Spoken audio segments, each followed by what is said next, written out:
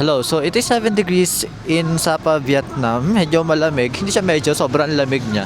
No, kung makikita nyo lang, pagka nagsasalita ako may lumalabas na usok sa bibig ko. Did you not see the smoke that came out of my mouth? I'm a freaking dragon! Ayan, so now we are rethinking kung ano yung mga pupuntahan namin kasi sobrang foggy ngayon sa Sapa. No? As you can see, Bitch, I can't see! we finally decided to continue with our itinerary. Pumunta na kami na Fancy Pan kahit na medyo foggy sa taas. No, ang habol naman namin is ma-reach lang yung peak.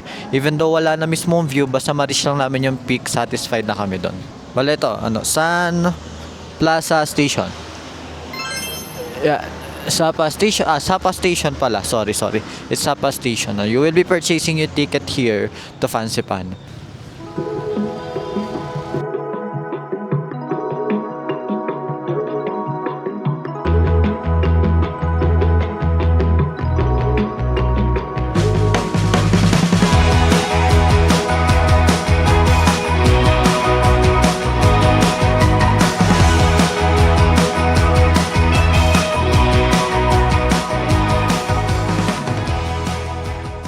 So we purchased our ticket sa Klook.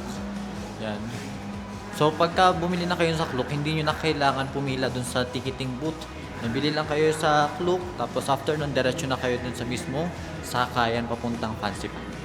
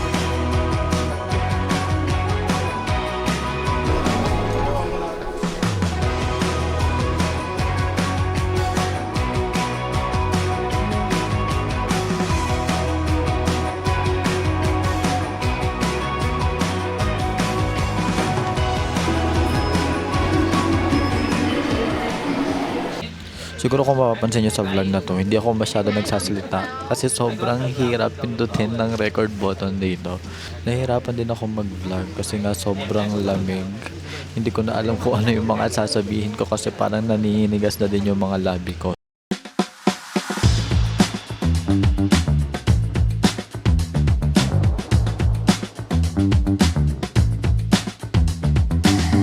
We just came from the cable car. Parang almost 20 minutes din yung ride. Unfortunately, since pumunta nga kami dito ng mafog, wala kami masyado nakita na view. Pero hoping that later, pagka bumaba na kami from Fancy Pan, mas maganda na yung makikita namin mga views. Pero right now, nandito kami ngayon sa level, I think level 2 siya before the summit.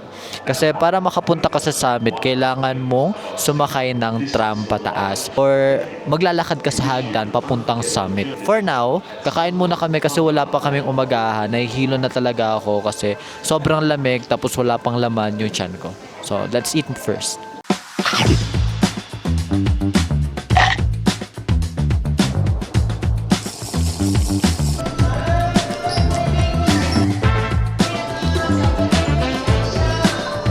Fantasy ko to yung nagkano may usok sa bibig. Nakikita ko lang kasi siya noon sa K-drama. Oni! Annyeonghaseyo! Itadakimasu. Ay, Japanese pala yun.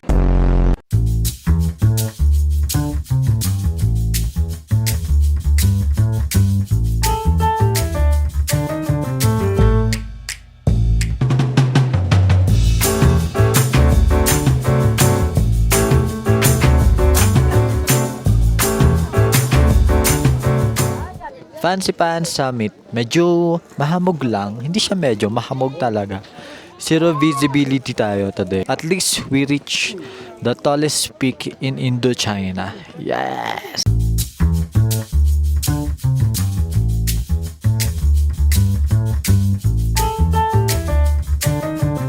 Go!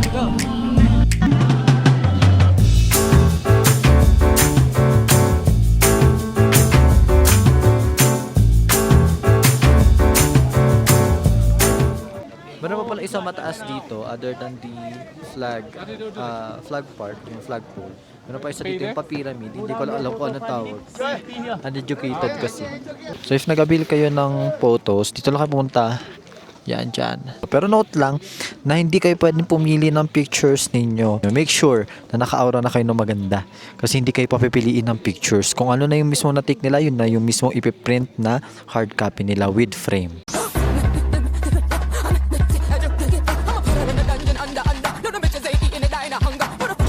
Spinning like a ballerina.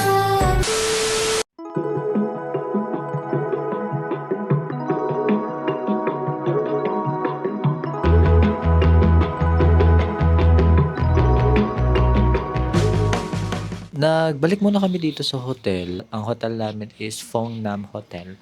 Binook namin to sa Klook. Yan. Ito yung details. Okay naman yung price niya.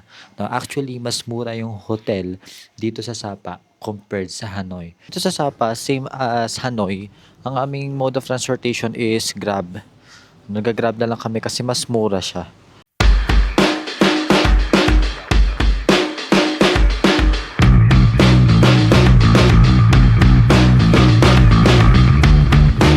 Note lang sa mga pupunta dito sa Catcat Village, pagka nilagay niyo sa mismong Grab location ninyo, na pupuntahan ninyo is Catcat Village Ticketing Station.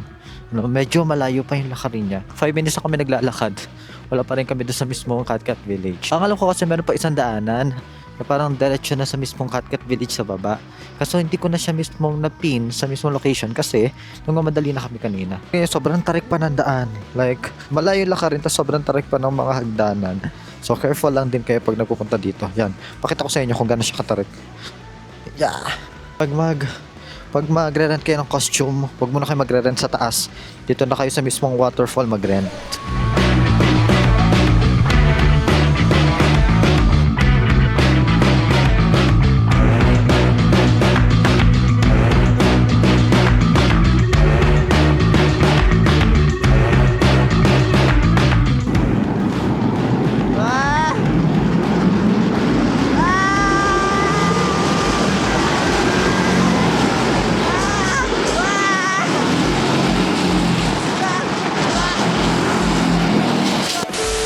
And so kagagaling lang namin sa Giant Slide and masasabi ko na napaka-worth it ng experience. Ang Giant Slide again is 40k VND, kayo na lang bahala mag-convert.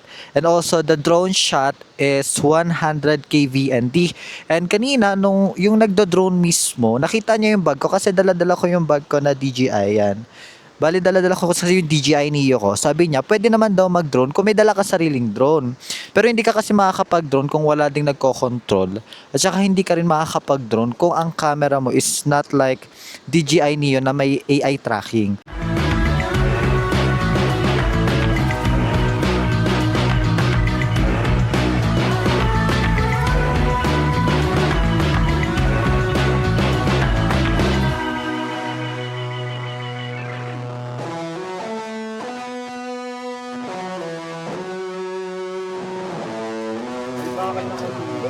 How much? 30. 30? Ayan guys, so bumili na kami. Ito yung mga binili namin. Ito yung mushroom, frog. Yes. Meron tayo nito sa atin, di ba? Parang lasang chicken daw siya eh. Yung palakang bukid. Tapos ito naman, yung bamboo rice, mushroom, roll, chicken millet daw to. Pork with chili. Let's dig in. Frog. Lasa nga sa chicken. Di pa kasi ako nakakatikim nung ano eh. Nung palakang bukid. This is my first time. Di ba kasi sa atin, ipalaking bukid tayo, kinakain din nila doon. Tapos dito naman sa Vietnam, parang cultured frog naman siya. Alam niyo ba guys, hindi ko talaga gusto yung mga chicken. Hindi dahil sa lasa. Hindi ko lang gusto yung inconvenience sa pagkain ng chicken. Like, kailangan mo pang simutin to the bone yung chicken. Kaya pagka kumakain ako ng chicken, gusto ko yung mga boneless chicken like duck ranch. Ano, yun pala kasi nakakain ko na boneless chicken. No, masarap yung chicken. Hindi ko lang talaga prefer kung paano siya kainin or paano siya simutin. Nakakaladkit lang ng kamay. Ganun. Marte ako, sorry. Pero masarap siya. Yes, sabi ko. 'Diba? Dahil nga nagsisimutan chicken, hirap kumuha ng iba dahil malagkit na yung kamay mo. Kaya pagka kumakain ako ng chicken, nakakutsara tinidor pa kaya mukha akong kala mo naman talaga yayamanin. Try naman natin to.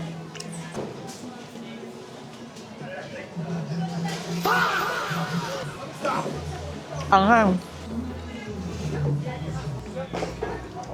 Mushroom roll. Bamboo rice again. Mas gusto ko yung mushroom kanina. Buong-buo yung lasa niya. Ito. Bamboo rice. Parang normal rice lang din naman. Punta tayo sa sa convenience store. Meron kasi kami nakita sa TikTok na murang convenience store lang doon na binibilhan most likely ng mga pasalubong ng mga nagpupunta dito sa Vietnam.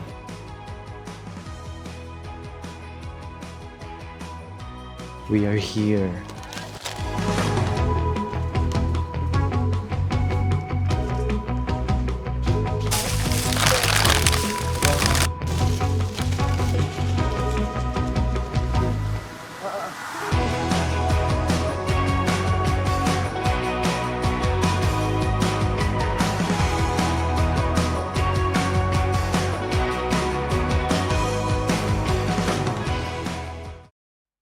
DJI Neo ko, nalipad na siya. Lamig, buka na ina.